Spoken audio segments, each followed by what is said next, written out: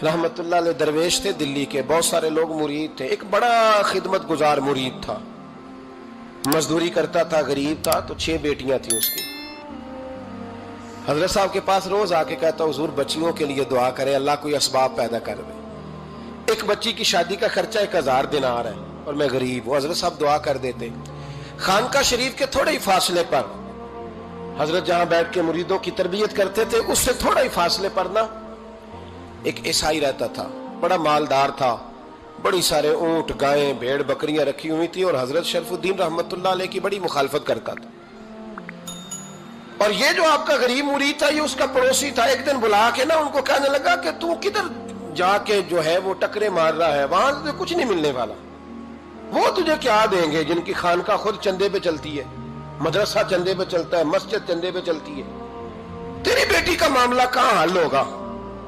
तो उस दरवेश ने कहा कि तू मेरे पीर को नहीं जानता, तू अजय मेरा महबूब नहीं डिठा, तो पता नहीं ना, तू इस रास्ते का मुसाफिर नहीं, तू नहीं जानता। उनका बस चले ना तो वो हर कीमत में मेरी बेटियों की शादी करा दे। अब वो ईसाई था, कहने लगा अच्छा चलो ठीक है, अगर इतनी बात है ना तो जाओ उनसे जाके कह दो कि 6 साल के लिए मेरे साथ मुआहदा कर लें, वो मेरे जानवरों को चारा डाल दिया करे, 6 साल ड्यूटी करे, मैं 6000 दिनार दे देता हूं। वो मेरे साथ 6 साल मेरे जानवरों को चारा डाले रखते हैं ना आप, चारा डालने के लिए एडवांस पैसे दे के। अब तो लोग उन्हें भी गुलाम ही बना लेते हैं, बड़ी थोड़ी तनख्वाह देते हैं, जुल्म करते हैं, पूरा मुआवजा नहीं देते। हजरत शेख शरफुद्दीन के बारे में वो कहने लगा, जो अपने पीर से जाके कह के मेरे जानवरों को 6 साल चारा डाले, मैं 6000 दे देता हूं, तू जो कहता है हर कीमत पे जाने को तैयार है। उसने जब ये बात की तो मुरीद ने नाराज हो गया, वो लड़ाई हो गई, गिरबान पकड़ लिया, झगड़ा हुआ, बात बड़ी दूर गई। इस तरह की बात करता मेरे हजरत के बारे में, तेरे जैसे कई मैं वहां काम पे रखा दूं। जब वो बड़ी बहस हुई, बात मोहल्ले में, इलाके में फैल गई, दुनिया ने सुन ली, तो शेख शरफुद्दीन तक भी पहुंच गई। इस तरह झगड़ा हुआ है। लोग सो गए इशा की नमाज के बाद। हजरत साहब ने ना सर पे कपड़ा लिया, उस ईसाई के दरवाजे पे दस्तक दी, वो बाहर आया, फरमाने लगे लोग तो सोच समझ के मुलाजम रखते हैं, तूने भी तो सोच ही लिया होगा, तभी तो मुझे ऑफर की है।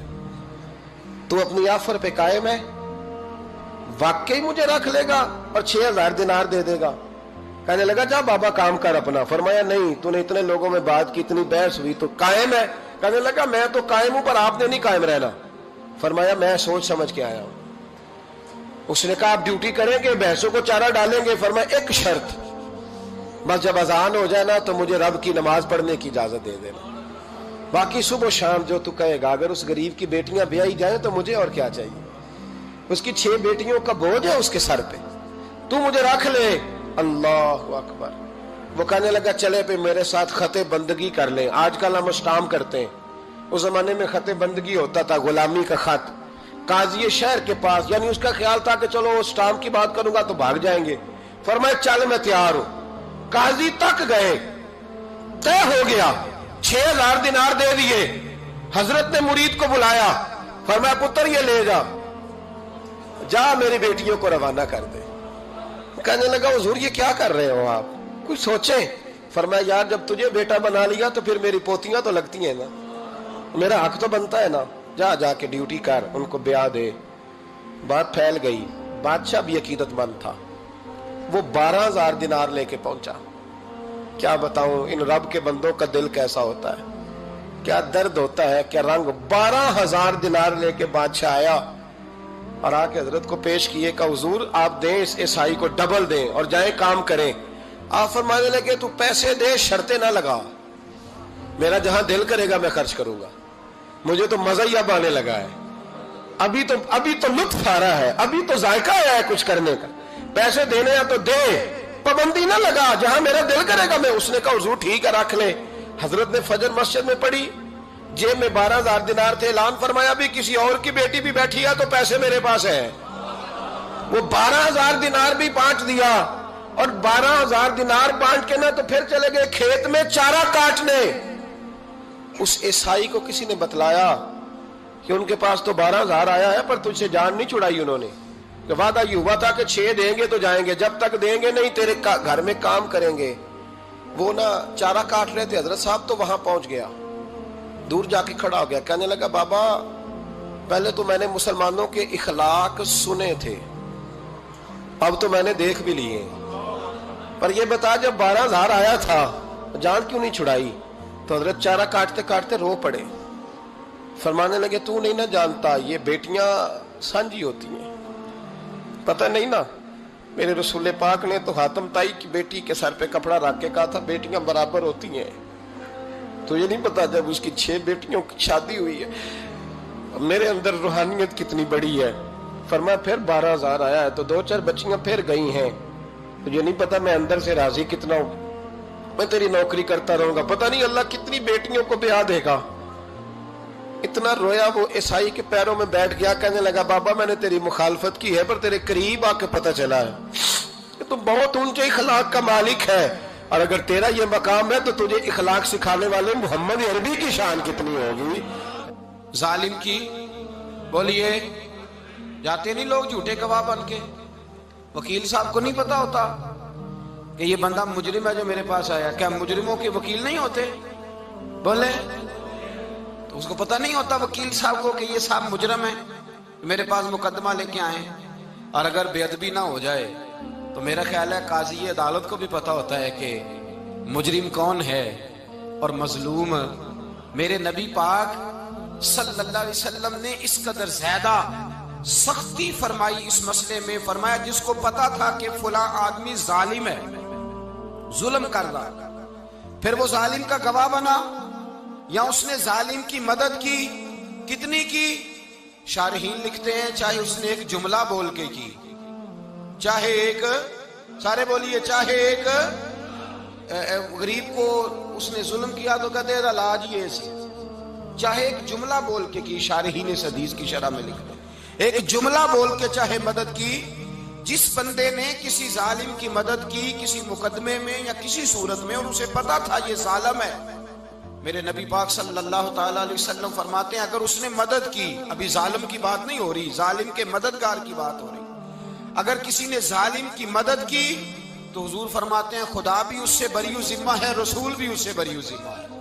سنبھال کے رکھے اپنی نمازیں، قربانیاں، حج، زکوٰۃ سنبھال کے رکھے۔ اگر ظالموں کا مددگار ہے، الیکشن آ لینے دے، آپ کو نظر آ جائے گا کون کون ظالموں کا مددگار ہے، نظر آ جائے گا۔ اپنی جیب سے لوگ پیسے دے کے ظالموں کی مدد کریں گے، ان کے فلیکس چھپوائیں گے، بورڈ لگوائیں گے، جیبوں سے پیسے دے کے۔ ہم نے خود آگ لگائی ہے چمن میں اپنے، بے سبب گردشی ایام کو الزام نہ دو، ہم نے خود نور کا ظلمت سے کیا ہے سودا، کر کے توہین سحر شام کو الزام نہ دو۔ ظالموں کے مددگار میدان میں آ گئے، یہ چھوٹا لفظ نہیں، میرے حبیب پاک صلی اللہ علیہ وسلم نے فرمایا جو ظالم کا مددگار ہے سن لے جو سجن کے ساتھ کچہری جاتا ہے، وہ یاد رکھے جو دوست کا گواہ بنتا ہے، وہ یاد رکھے جو کہتا ہے میں مانگی گیا تھا، مجھے بلایا گیا تھا قبضہ چھڑانے کے لیے کسی غریب بیوہ کی جائیداد پہ، کب وہ سن لے تو مدد کر کے نہیں آیا، تو خدا کے ذمے سے نکل گیا ہے۔ رسول پاک نے فرمایا تیرا میرا تعلق ختم ہو گیا، تو ظالم کا مددگار ہو گیا، پھر تو کہتا میں بے چین ہوں، میں بے قرار ہوں، میں آزمائش کا شکار ہوں، پلٹ کے دیکھ تو صحیح تیرا گناہ کتنا بڑا ہے۔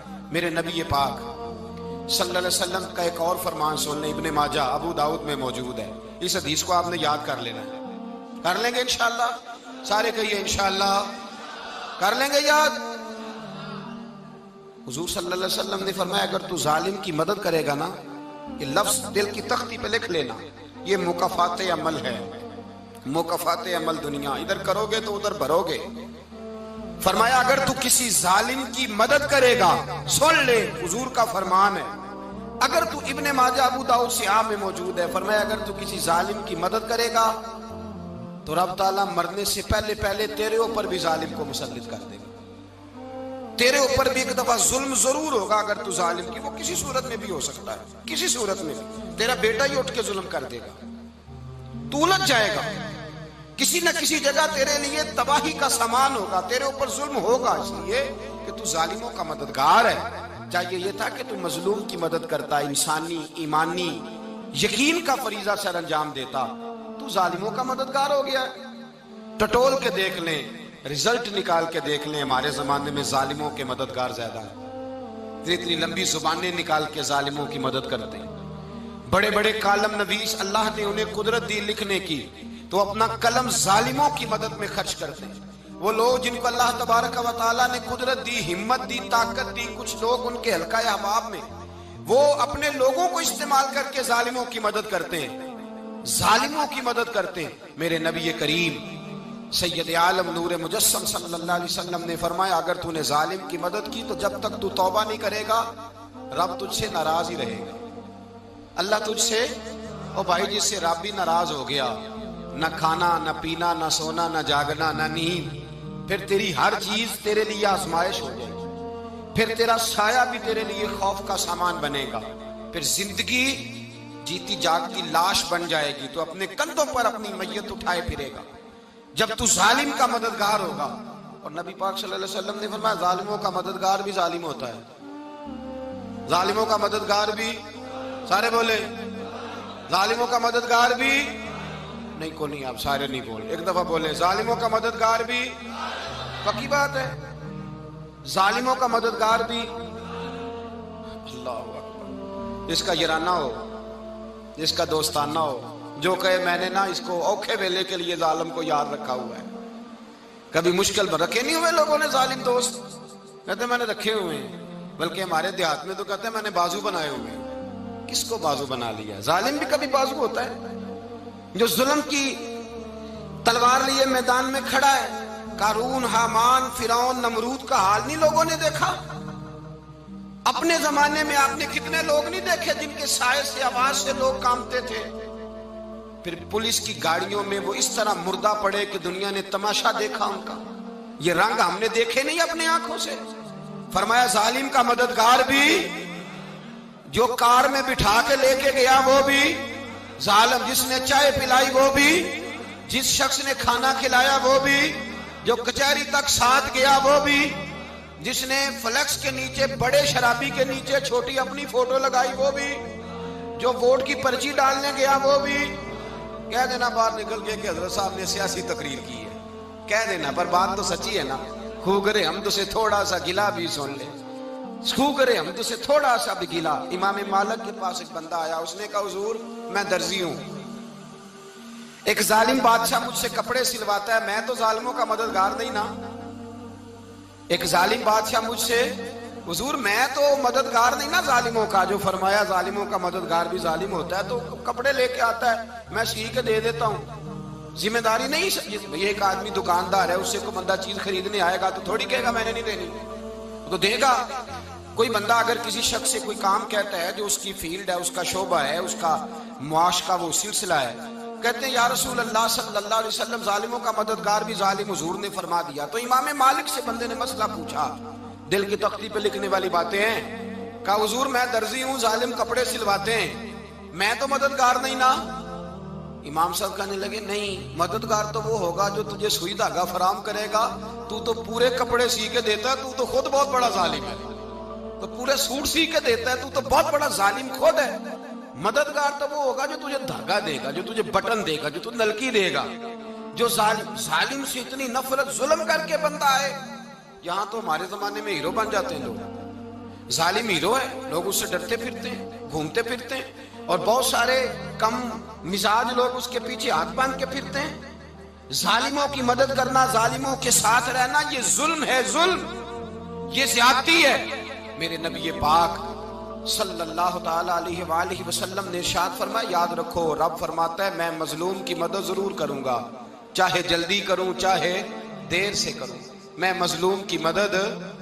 اور حضور صلی اللہ علیہ وسلم نے فرمایا ہے، حضرت معاذ بن جبل کہتے ہیں حضور نے مجھے یمن کا گورنر بنایا، جب میں جانے لگا نا تو حضور نے بڑی نصیحتیں کی، بخاری میں موجود ہے، فرماتے ہیں جب میں پلٹنے لگا تو میرے رسول نے فرمایا معاذ ایک منٹ ٹھہر جا، ایک بات میری یاد رکھنا، اس کو نہ بھولنا۔ کہا حضور کیا؟ فرمایا دیکھنا کسی پہ ظلم نہ کر بیٹھنا، کہیں تجھ سے زیادتی نہ ہو جائے۔ محبوبہ پھر حضور نے فرمایا سن میرے معاذ، میں تجھے گورنر بنا رہا ہوں، زیادتی نہ کر بیٹھنا۔ یا رسول اللہ صلی اللہ علیہ وسلم کیا ہوتا ہے؟ تو میرے کریم نے فرمایا جب مظلوم دعا کے لیے ہاتھ اٹھاتا ہے تو عرش کا مالک کہتا ہے فرشتوں پیچھے ہٹ جاؤ، عرش کا مالک کہتا ہے فرشتوں پیچھے ہٹ جاؤ۔